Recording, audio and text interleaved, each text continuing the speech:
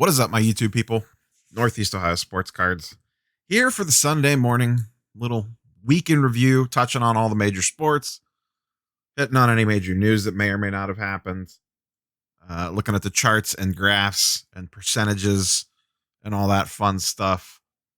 Just to kind of see what's been moving and shaking in the last 7 or so days in regards to the ups and downs of this wonderful, sometimes wonderful hobby that we have all chosen to spend our time and money on.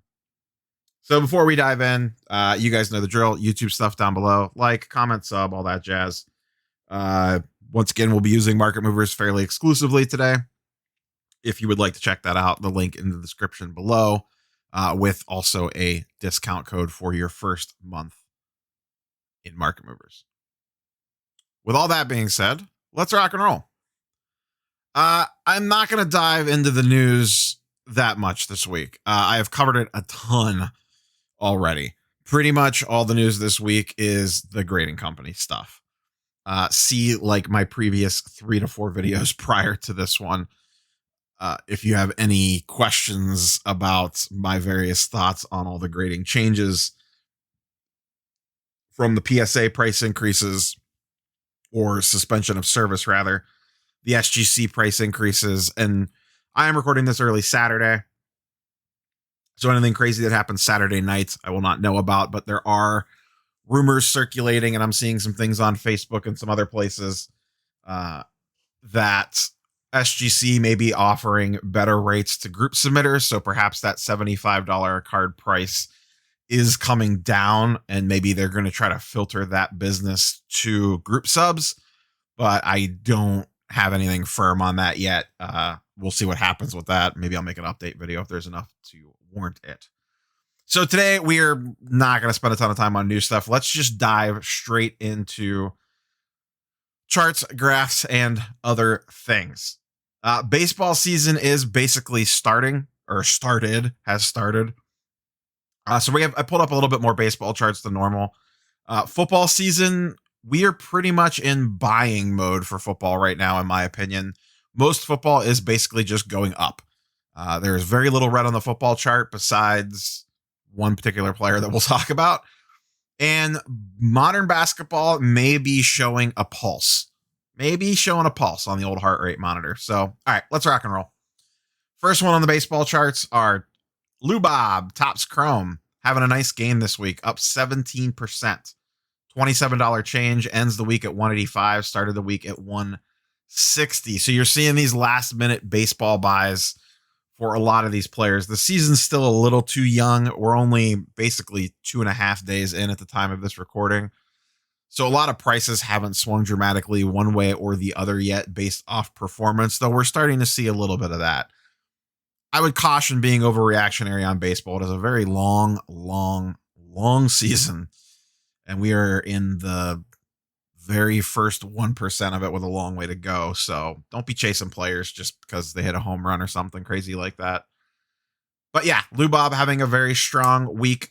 Also having a very strong week, Corey Seager, 2016 Tops Chrome PSA 10. Very low pop count, only 1,000 of these.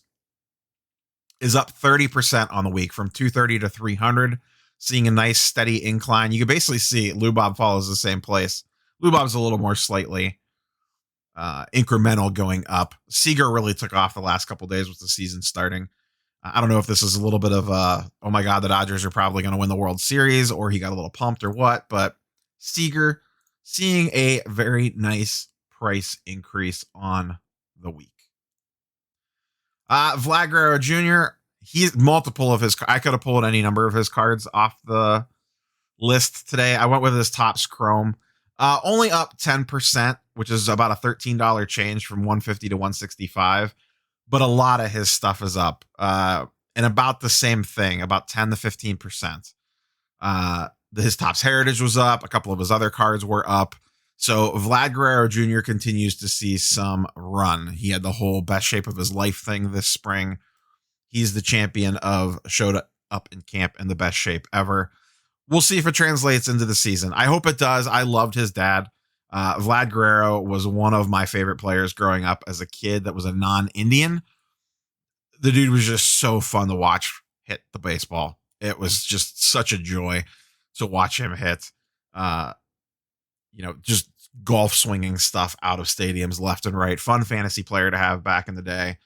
So hopefully Junior does well and his prices continue to increase, but we'll see where he goes. Alex Bregman, he is one that has come out of the gates hot, and his prices are spiking accordingly.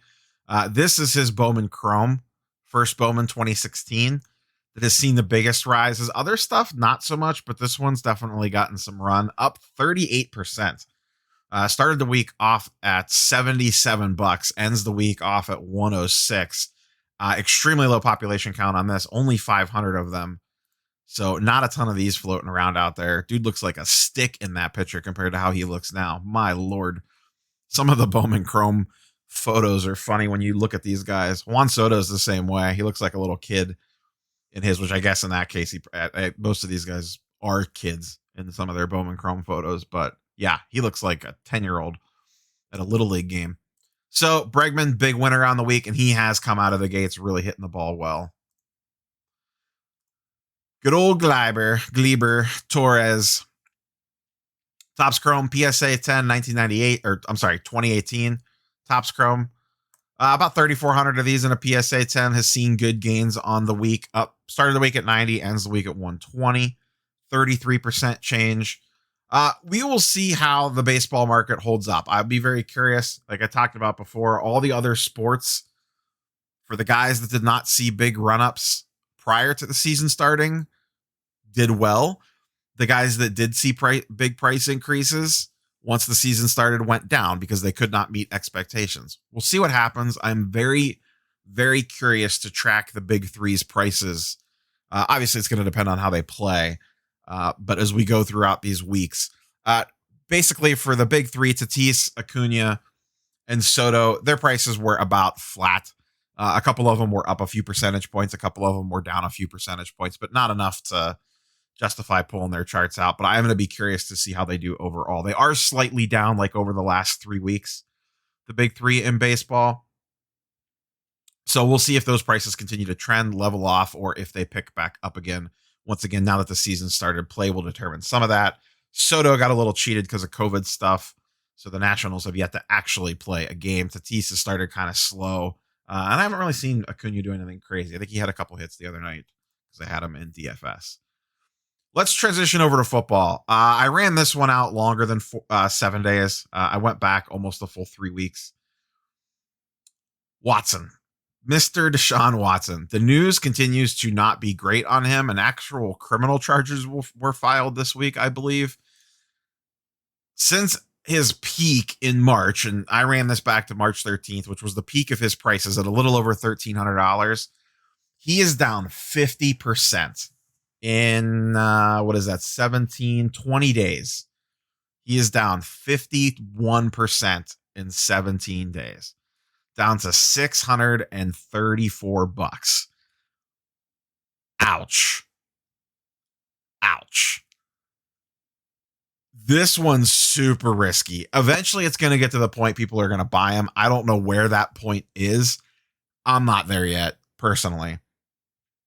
I just do not see how, at minimum, he does not end up on the commissioner's list until he either clears his name or something more radical happens. We'll see what ends up happening. Keep an eye on his prices. Like I said, at some point, someone is going to take the risk and plunge in on this, because this is easily $1,000 plus card if he is playing well and or traded. And this thing will go to the moon, and it'll go to the moon quickly if he gets cleared. That's a big if. We'll see what happens. I have to let the legal process play out. This is too risky for my blood. I am glad that I sold and took the loss that I took. For those not familiar, about literally 3 days before all the allegations came out, I bought a PSA 10 on Star Stock for about $1,250, $1,300. And like the next day, the allegations started coming out. I held for a couple days. Allegations got worse. More and more were piling on. And I was like, you know what? I'm just cutting losses. There was an open offer on Star Stock to buy for $900, and I just sold it. So I lost $300 in about a 2-day period. But this just goes to show you sometimes you need to do that. Now, this is a very rare case, but I was just reading the writing on the wall and where it looked like this was heading and cut my losses. So I am glad. Yes, I am saying these words. I'm glad I took the $300 loss because it's better than if I still had this card right now. Sometimes you got to make tough calls and you got to look at the situation and not get hung up on the fact that you lost $300 on this already. That happened. It's gone. Spin it forward a little bit. Okay, if I hold another 3 weeks, what's going to happen? Is this going to continue to keep going down? Is it going to go back up again? Whatever. And to me, it didn't look like this stuff was going to end anytime soon, whether he is innocent or guilty. It doesn't make a difference. This saga is going to continue for a while. So I just pulled the plug and took the $300 lick. And it ended up being the right play. Maybe it was the wrong play to buy it in the first place. I don't know. That's hindsight. All I could deal with was the information I had in front of me. So this just goes to show you, don't be afraid to sell at a loss sometimes. Sometimes it makes sense to say, hey, I'm going to ride the waves and hold and wait till he comes back. But I said, let me get out of this and reuse that $900 to go buy other stuff, which is what I did. And that stuff's already started to go up. So did it suck? Yeah, but shit happens. Sometimes you got to make a tough call. Josh Allen, one of the bigger risers on the week. I have a couple of his cards pulled. This is his base Prism PSA 10. And these football Prism cards, it's not like basketball. The population counts are a lot lower. Now, the market's also smaller. So it is relative. But when you look at these numbers compared to basketball, you're like, holy cow. Josh Allen's PSA 10 Prism, there's only 864 of them. That's it. Not a lot. On the week, it is up 20%. Started the week at 860, ends the week at a little over 1,000, almost 1050. And his stuff is on the rise. This is his Prism, and then this is his base Donruss of all cards. Had really good gains this week, up 25%. Started the week at 250, ends the week at 304. And there's actually more base paper Donruss at 1140 than there are Prisms at 860. So this is a pretty low pop count card for a Prism. But yeah, Josh Allen's up. Pretty much most of football is going up right now. And it's not huge gains like this 25%, but there are a ton of guys that are doing these little just 5% jumps here, 5% jumps here, 5% jumps there. And I think that's going to continue for a while until the pedal goes to the floor in the summer, right before the season starts back up again, like around 4th of July, I think is when prices are really going to take off. So did you miss the window to buy in at the floor? Yes, we all have. But I do still think there's room to be buying football right now. And as I've said multiple times on the channel, I am putting most of my energy towards purchasing football and watching ultra modern basketball. I really don't know that there's a reason to be buying baseball right now if you're playing in all three sports. I'm going to run this theory into the ground that you do not want to carry these cards for the most part into the season of whatever sport it is that you were talking about. So if it was me, other than a few select cards, I would have dumped most of baseball already and spend that money on football or buy the ultra modern dip on basketball. Previously mentioned Lamar Jackson. His Optic PSA 10 saw a nice rise this week, up 25%, started at 300, ends at 376 for 25% change. And once again, rinse and repeat the conversation we just had. These trendy quarterbacks from the 18 class, 19 class, and the 20 class are all starting to see trends upwards. Like I said, it's been in the lower percentage points, but now you're starting to see real jumps as people are buying this stuff up, getting ready for football. If the National happens, and that is a big if right now, and I have, of course, because I booked my room for the National, so I am going to the National if it happens. I think the National is going to be a ton. I think football is going to be super hot at the National, like ridiculously hot at the National. That's just my thought. The National is late July, early August, and that is the peak of football season, like the preseason selling period. So I think football is going to be really hot, and I am looking to potentially load up on some football stuff to take with me to the National to trade into other stuff. So that's just my thought process on where the football market's heading. One more football, Herbert.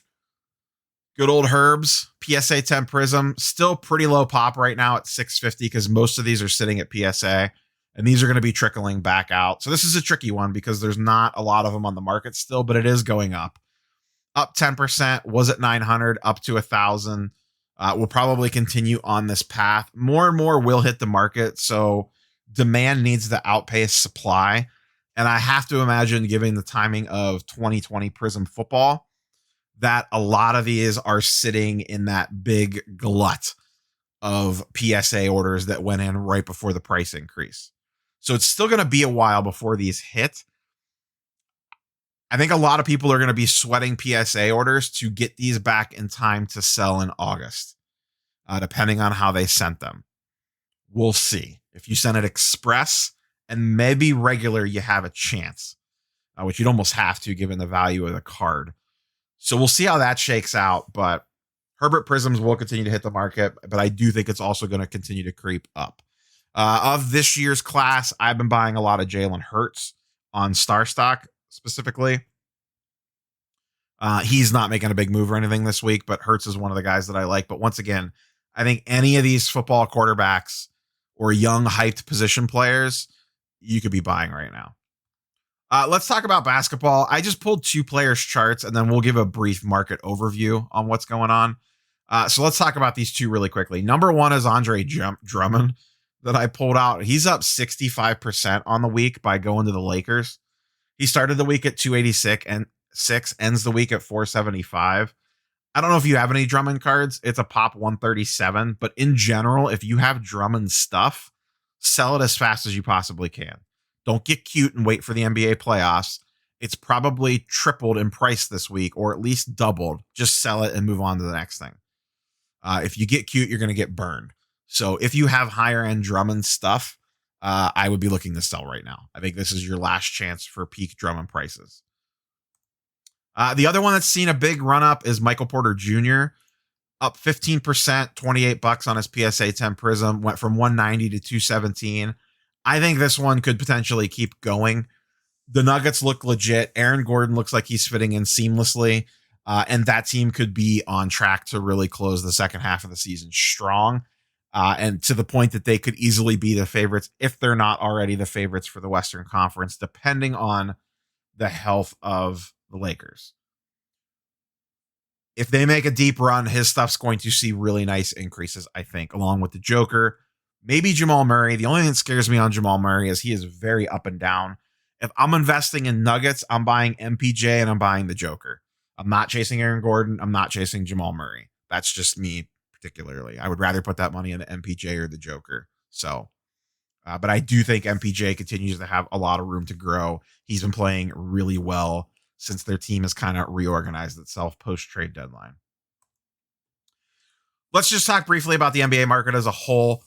I did not pull up any of the LaMelo, Anthony Edwards 21 stuff yet. I'll do a separate video probably later this week looking at Prism sales. There's just only a couple days worth of data so far. So obviously all the 21 Prism rookies are starting extremely high. Please, for the love of God, do not chase that stuff at those prices. Wait for them to come down and let the market settle itself out. If you could get deals on lower end rookies, you can pounce. But honestly, I would still wait. I think even on like your fringe players, these are going to be the peak of a lot of their prices. Let them come down.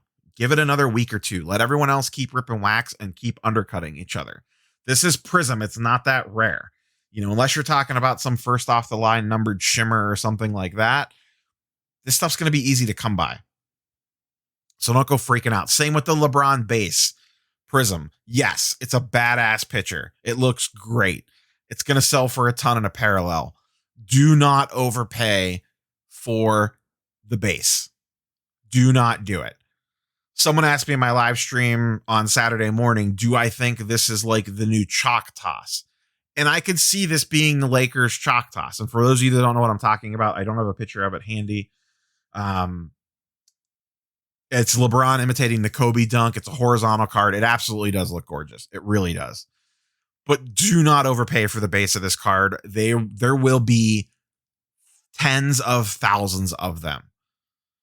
I don't even know that I would overpay for a parallel right now. Let the market settle itself and then go out and get one if you really want one. I normally am not a big endorser of late year cards like that, but I do think this one has some potential in get it in a parallel. Color, silver, numbered, whatever. So the modern market in general, this is the most green we've seen at the top of the chart in a while. And it's very small percentages. That's why I didn't pull the individual graphs. Usually I like 10% or more at least on movement to pull up the individual charts. But this is sort of just by PSA 10 cards for the last 7 days. This is the price movement by cards chart. I use this particular page more than anything else in Market Movers, probably. It's a very good idea to get you a feel for where the market is. And I think you have to have Pro for this. I don't remember. And I usually like to sort by number of sales. So Zion up 5%, up to almost $700 again on his base Prism PSA 10. Morant's also up just barely, but squeaking back towards $400. Luka Prism up 7%. He's been playing really well. Ja just had like a 34-point game. He's still been very up or down. He has like a mediocre game, and then he drops 35 on somebody. Zion just had the finger issue pop up, but I don't think it's serious. LeBron base Prism, that's whatever. That's always towards the top of the sales because there's a billion of them. Luka base Prism, that's a 2019 down 42%. I don't put a lot of stock in the second year stuff. But here we see Zion Optic up 8%. Barrett trending down. But as we come down here, a lot of green. Zion Mosaic up. Trae Young Prism base up. This at $400. Anything below $400 on his Prism PSA 10 to me, if you're in the Trae Young, feels like a buy for a playoff run potentially. Zion Hoops. Rui's been playing really well. His stuff's up slightly. Here's the Michael Porter Jr. that we already talked about. Luka Don Russ base up 10%. More Zion. A lot of Zion slowly creeping up. KPJ. Bull. Why are you up 25%, Bull? So my general thought is that the NBA modern market seems to be waking up a little bit. We'll see if that continues or not. But we're post-trade deadline now, and we're heading towards the start of the NBA playoffs are going to be here sooner rather than later. I truly believe if this could be the last hoorah to hop onto these guys at their floors, at least the playoff guys. The non-playoff guys is a different story, but if you want a Joker, an MPJ, a Luka, a Trae, anyone on the Nets, those sorts of guys, the Sixers guys, Embiid, Simmons, etc., I wouldn't wait much longer, just in my own personal opinion. We will see where the prices go. Time will tell, but we'll see what happens. So that's pretty much all I have for you guys today. I have one last thing that I want to touch on briefly, and then we will go. Actually, I have two things I want to talk about briefly. One is I want to continue to do, at least on the weekly basis on the Sunday show, of doing a shout outs / go sub to this channel / shine a spotlight. I guess we'll call it shine a spotlight. I don't know. That sounds cheesy as all hell. Turn the Neo Eye of Sauron onto another channel and give them a little boost if we can. This week, I am targeting SheCollectsCards. Absolutely great channel. She puts out very, very good content. And she just hit 1,500 subs just this week, I believe. So she put out a video yesterday. She does some really interesting interviews, has some interesting topics. She's at 1.72K subs right now. Let's see if we could get her to 2K. We did a great job last week on Step Back Sports Cards channel. Gave him a nice little bump. Let's go hit She Collects Cards. You guys may already subscribe to her. She's a fairly popular channel, but let's see if we could get her closer to 2K. So that's my challenge to you. Link to her channel will be in the description to this video down below. And once again, I'm going to try to do this each week, and I'm going to target someone that I already watch. So this isn't that these channels are reaching out to me or anything like that. These are channels that I watch on a day-to-day, weekly basis or whatever when they put content out. I look forward to it and go watch them. So let's see if we can get her to 2K subs. The last thing, talking about my channel, just a couple of little, one kind of semi-update. I'm in the process now. I'll have a formal announcement on this when it happens. I'm going to turn on channel subscriptions. Now, full disclosure here. I am not a fan of channel subscriptions for the purposes that most people use them for. I am simply turning this on and treating it as, it's not on yet, I don't think anyways. I have to go through approval through YouTube first before it's on. I'm treating this like a tip jar. I am not going to gate content behind the subscription thing. I am not going to give subscribers, if you subscribe, you're not going to get access to videos earlier, I don't think anyway. You're not going to get special content. You're not going to get my top 5 picks that you need to run out and buy right now before everyone else gets them. So it already looks like they went up because you bought them. And then it looks like that I'm super smart because the stuff already jumped 20%. And then they go buy it too. And then it goes up even more. We're not getting into that shit. It's essentially a tip jar. If you like what I'm doing here, I've had some people reach out to me and say, hey, I would like to do something. Do you have a Patreon? I've had people throw some cash out in the super chats and all that stuff. And that is absolutely fantastic. I am expecting nobody to sign up for this thing, but I've had a couple people ask, so I'm going to turn them on. But like I said, other than maybe some random posts every once in a while in there, I don't believe I'm going to have any special wonderful content, or like I said before, the top 5 guys you got to run out and buy now before the rest of the YouTube channel sees them. I am not big on that type of channel, or whatever you want to call that, hype style, whatever. That is not my shtick, and it's not going to be. So I am going to turn those on. I am not sure the pricing yet, but if you want to support the channel, it'll give you an extra way to do it. Once again, you do not have to. You're not going to miss out on anything. But like I said, I have gotten questions on it, so I think I am going to turn that on. But you can rest assured there will not be any special hidden content behind that quote unquote paywall. So that's all I got for you guys today.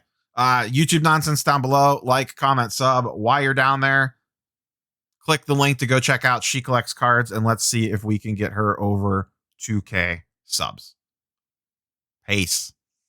Happy Easter. Eat some chocolate ears off, bunnies.